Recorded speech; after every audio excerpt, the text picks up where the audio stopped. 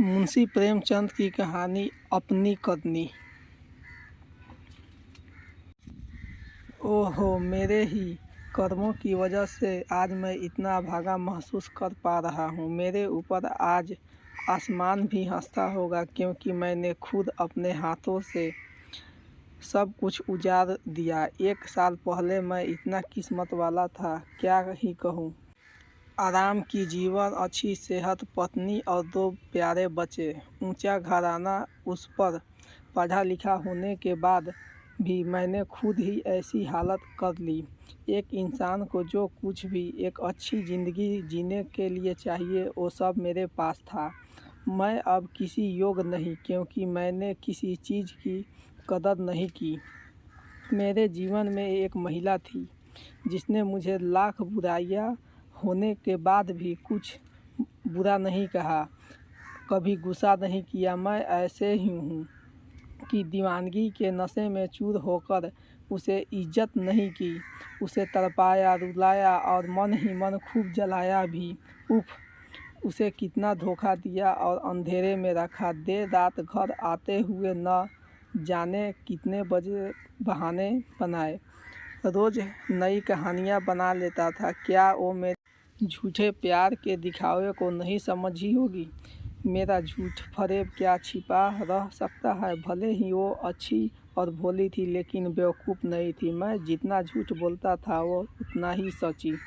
मैं जितना गलत व्यवहार करता था वो उतना अच्छा करती थी। उसे दुनिया के सामने हमारे रिश्तों का मजाक उड़ाना पसंद नहीं था, इसलिए वो मेरे व्यवहार का जिक्र लोगों के सामने कभी नहीं करती थी। शायद उसे हमेशा लगता था कि मैं एक दिन सुधर जाऊंगा और मेरे सिर से ये नशा उतर जाएगा। काश वो इतनी अच्छी न होती, वो अपने हक के लिए मुझसे लड़ती। इसी बीच एक दिन मैं आनंद वाटिका मछलियों के करतब देखने गया। वहाँ मेरी नज़र अचानक एक लड़की पर गई जो फूल तोड़ रही थी। उसके कपड़े मैले थे और वो छोटी उम्र की लड़की थी, जिस वजह से वो ताजगी भरी लग रही थी। इसके अलावा उस लड़की में ऐसी कोई खास बात नहीं थी।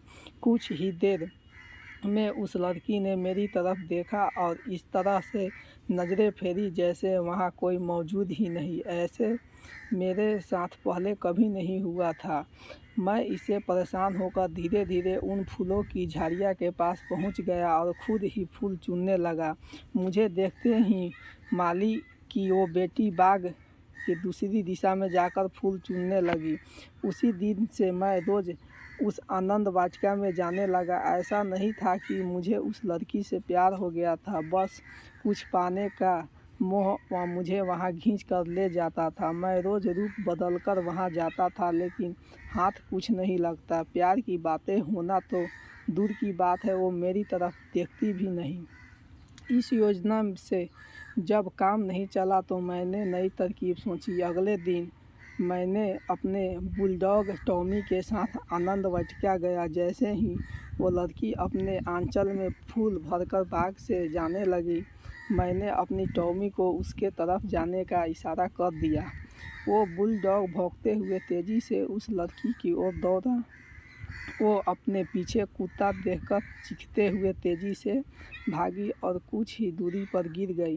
भी फटाफट छड़ी लेकर वहां गया और अपने टॉमी को 1-2 मार लगा दी। उसके बाद फूलमती के आंचल से ज़मीन पर फूल गिरे और समेटकर उसे हाथों में पकड़कर बैठा दिया। फिर उससे दुखी होकर पूछा कि तुम्हें लगी तो नहीं, यह बुलडॉग बदमाश हो गया है, इसे काटा तो नहीं? उस लड़की ने दुपट्टे से मुंह को ढकते हुए कहा, तुम समय पर आकर बचा लिए, वरना ये मार ही डालता। अपनी तारीफ उससे सुनकर मन को अच्छा लगा और दिल जोर से धड़का। मेरे मन में हुआ कि यह तरीका काम कर गया। उस दिन से उस फूलमती से मेरी बात होनी शुरू हुई। उसके बाद मैंने जाल फंसाया, बातें रची और न जाने क्या क्या किया। इन सब तरीकों से के बारे में दिल फेंक किस्म के सारे लोग जानते थे।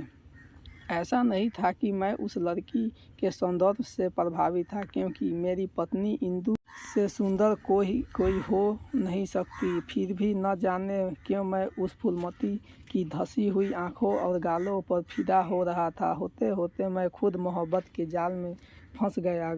घर बार मुझे कुछ भी अच्छा नहीं लगता था, लेकिन मेरे इस प्रेम के बारे में किसी को खबर न हो, इसलिए मैं घर में इंदु से काफ़ी प्यारे से बातें करता था। इस नाटक का एक ही कारण था कि मैं अपनी हरकत इसके पीछे छिपा सकूं। वक्त के साथ मैंने नाटक बंद कर दिया और घर एवं पत्नी की ज़रूरतों से मुंह मोड़ लिया।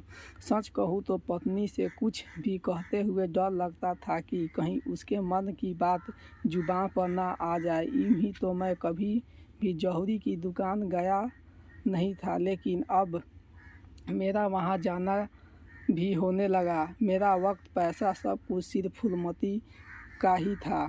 एक दिन मैं हमेशा की तरह शाम के समय आनंद वाटिका में घूम रहा था, तभी मैंने फूलमती को देखा। वो मेरे दिए हुए गहने और रेशम की साड़ियाँ पहनकर फूल तोड़ रही थी। उसी वक्त राजा के कुछ दोस्तों के साथ वहाँ पहुँच गए। फूलमती राजा को पहचानती थी, इसलिए तेज़ी से झाड़ी की तरफ छिप गई।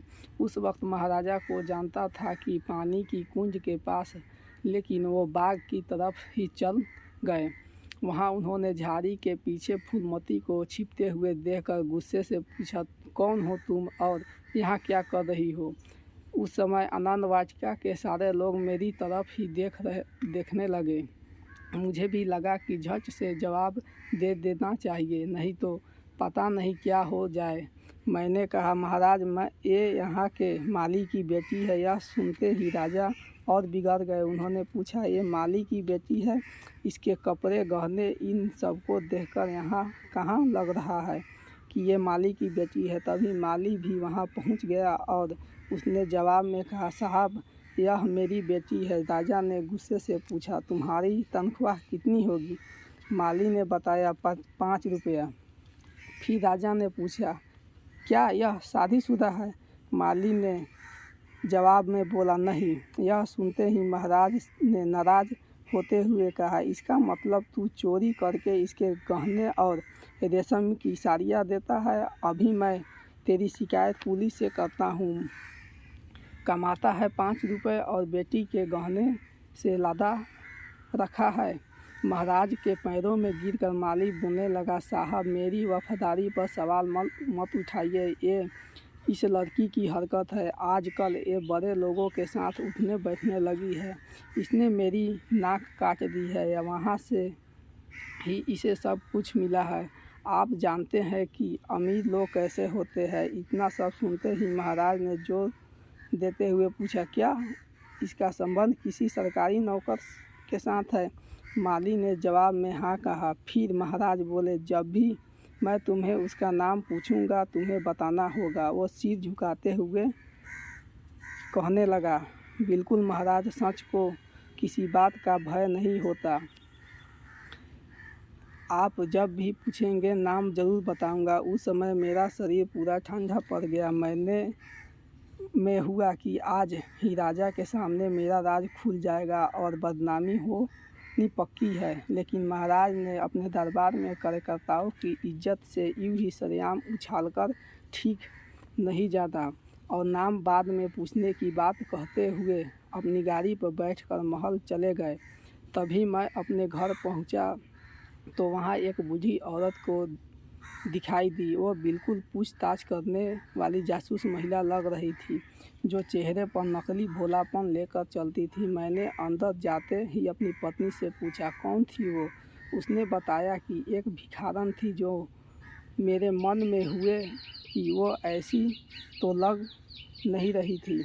मैंने गुस्से से कहा, वो भीख मांगने आई थी? ऐसा तो बिल्कुल नहीं लग रहा था। मेरी पत्नी ने मुझ पर तंज कसते हुए कहा, आजकल अंदर से कौन कौन कैसा है किसी को पता थोड़ी चलता है। वो भीख मांगने के लिए आई थी, मैंने दी।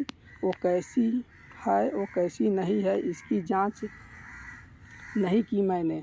तब मैं नाराज़ होकर पत्नी को हाथ पकड़ते हुए बोला, देखो, जो भी सच है मुझे बता दो। मैं तुझ पर बहुत भरोसा करता हूँ और मुझे अपनी इज्जत किसी भी चीज़ से ज़्यादा प्यारी है।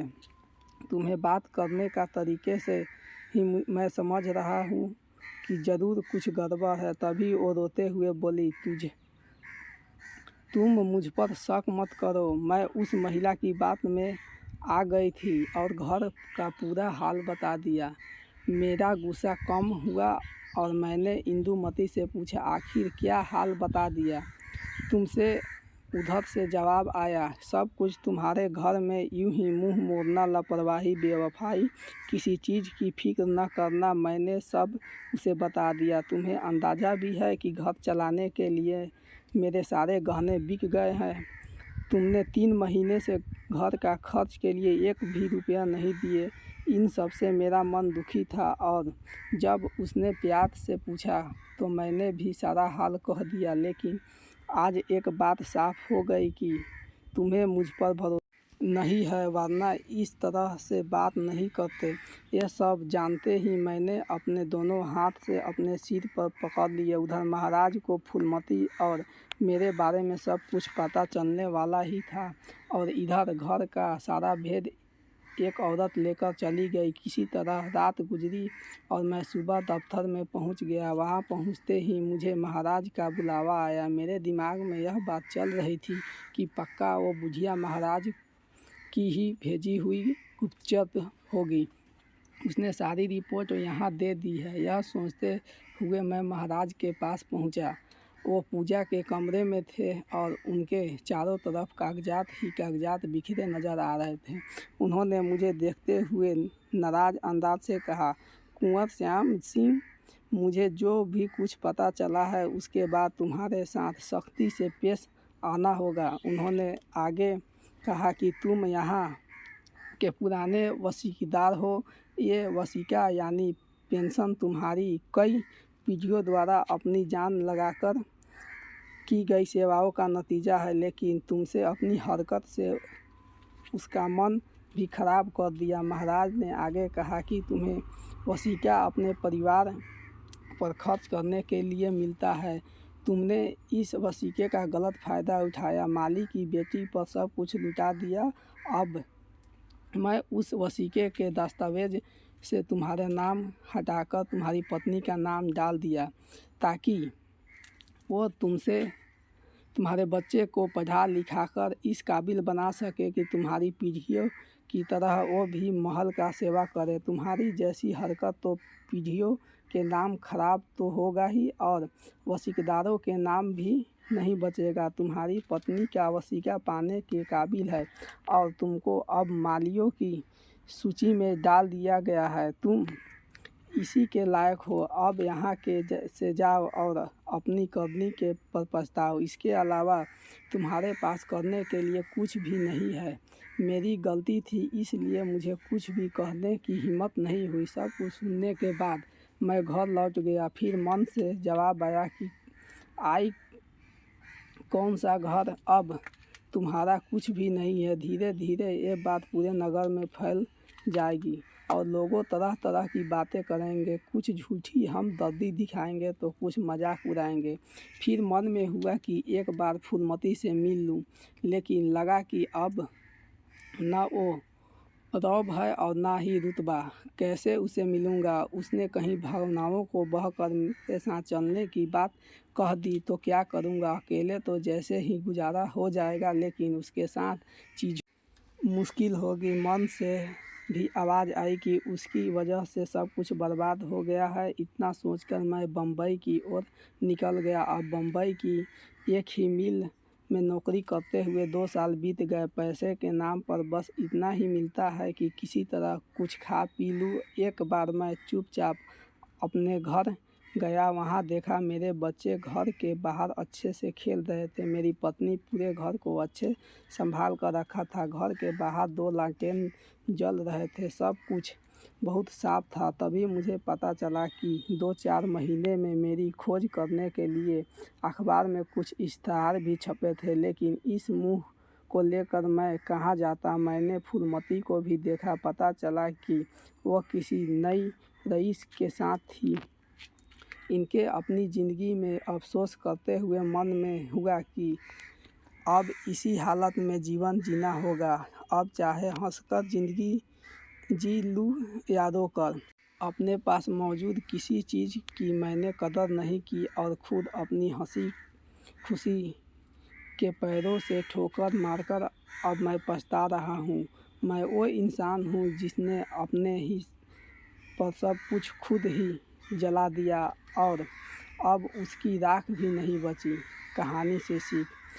अपने घर परिवार को भूलकर किसी पराई महिला के चक्कर में पड़ने से सब कुछ बर्बाद ही हो जाता।